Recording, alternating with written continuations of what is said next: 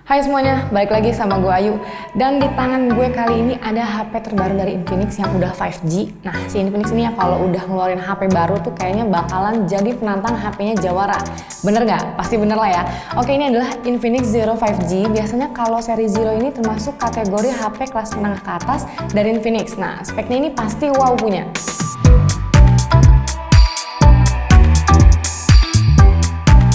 Kita mulai dari dusnya dulu, bentuknya seperti ini. Didominasi warna abu-abu, ada tulisan Infinix Zero 5G Now.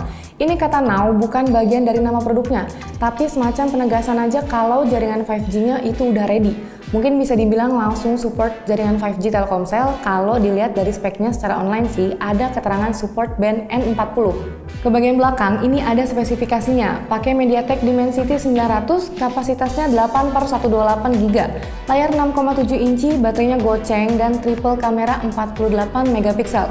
Oke, cukup lihat dusnya. Sekarang kita lihat isi dusnya dapat apa aja. Oke, kita unboxing Infinix Zero 5G. Oke, dominasinya abu-abu ya boxnya. Ada HP-nya.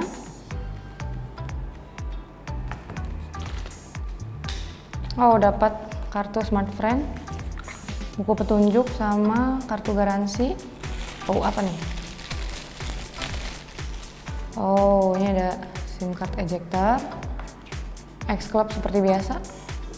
Oh, dapat screen protector sama case-nya. Ini jelly case ya. Terakhir ada kabelnya, ini Type C dan kepala chargernya. Lanjut kita lihat HP-nya, ukurannya jumbo, beratnya 199 gram, frame-nya ini berbahan plastik, ke bagian belakangnya ini juga berbahan plastik dengan finishing yang glossy, mengkilap banget dan gampang kena coplakan sidik jari. Ada nama brandnya Infinix 5G. Desain belakangnya ini mirip-mirip sama flagshipnya Oppo yang seri Find X3 Pro atau Find X5 Pro. Model kameranya juga dengan desain kamera terpendam yang ada tulisan AI 48 megapiksel ASPH di antara dua lampu flashnya. Bulatan kameranya ini nggak sama besar ukurannya. Yang paling atas, yang paling besar adalah main kamera 48 megapiksel. Terus di bawahnya, posisi tengah yang paling kecil ini mungkin kamera depth 2 megapiksel untuk mendukung mode portrait. Dan yang paling bawah yang ukurannya sedang adalah lensa telefoto 2 kali optical zoom dengan resolusi 13 megapiksel. Ke bagian kanan ada tombol power nyatu sama fingerprint, di atas cuma mic aja, ke bagian kiri ada slot SIM card yang udah dual SIM, dual nano, sama dedicated micro SD. Ke bagian bawah ada jack audio, speaker mono, dan USB-C untuk ngecas atau transfer data. Lanjut ke bagian layarnya, display yang berukuran 6,78 inci dengan panel IPS beresolusi Full HD+, refresh rate-nya 120Hz, dan tingkat kecerahannya up to 500 nits. Termasuk oke ya buat ukuran HP mid-range. Bezelnya ini lumayan cukup tebal pada bagian dagunya. Terus desain kamera depannya pakai model punch hole di bagian tengah, resolusinya 16 megapiksel. Tampilan pertamanya seperti ini, ada sedikit bloatware dan gak ada iklan yang mengganggu seperti di aplikasi File Manager, galeri, video, ataupun package installer setelah install app dari Play Store. Sangat memberikan kenyamanan. UI-nya ini menggunakan XOS versi 10 berbasis Android 11 dengan security patch Februari 2022. By default, settingan refresh rate-nya ini ada pada posisi auto switch yang artinya bisa berpindah-pindah sendiri ke 60Hz untuk menghemat daya baterai. Kalian bisa force ke 120Hz kalau mau lebih mantap pakainya. Oke, langsung aja kita tes benchmark Synthetis Antutu versi 9, chipset MediaTek Dimensity 900 bisa dapetin skor 477 ribuan. Dengan skor segini menurut kami udah lumayan kenceng ya, udah oke buat lancar main game PUBG ataupun Mobile Legends dengan grafis medium atau high. Chipset MediaTek Dimensity 900 ini memang udah masuk kelasan mid-range agak ke atas. Bisa dibilang mendekati performa Snapdragon 778G. Dimensity 900 ini punya dua big core Cortex A78 yang membuat performanya bagus.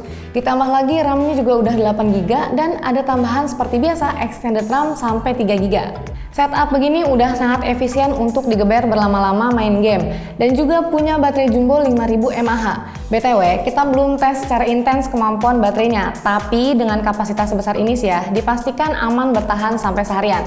Oh ya, dalam paket penjualannya juga dapat casan yang punya kecepatan standar kekinian yaitu 33 Watt. Sekarang kita masuk ke kameranya. HP ini mengadopsi sistem kamera seperti Google Pixel 4 yang nggak punya lensa ultrawide tapi punya lensa telefoto. Unik kan?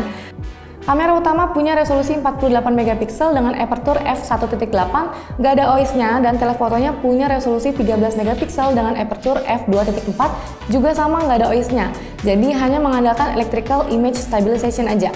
Menunya seperti ini, tampilan utamanya ada tulisan AI Cam, terus ada portrait mode, video, night mode, sisanya yang standar lah. Untuk mode Pro support shutter speed up to 30 detik dengan ISO 6400, udah cukup oke ya buat main-main misalnya untuk foto-foto long exposure. Pada bagian video untuk kamera utama support perekaman up to 4K 30 fps, terus ada pilihan ultra steady yang resolusinya menurun jadi 1080 di 30 fps aja. Sementara untuk kamera depan dan telefoto perekaman videonya mentok di 1080 30 fps aja.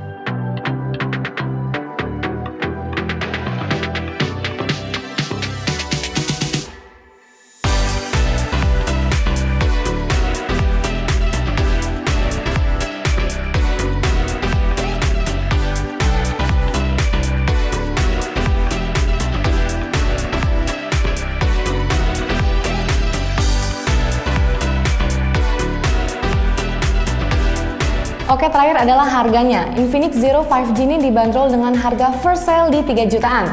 Harga yang sangat rasional buat sebuah HP menengah ke atas dari Infinix.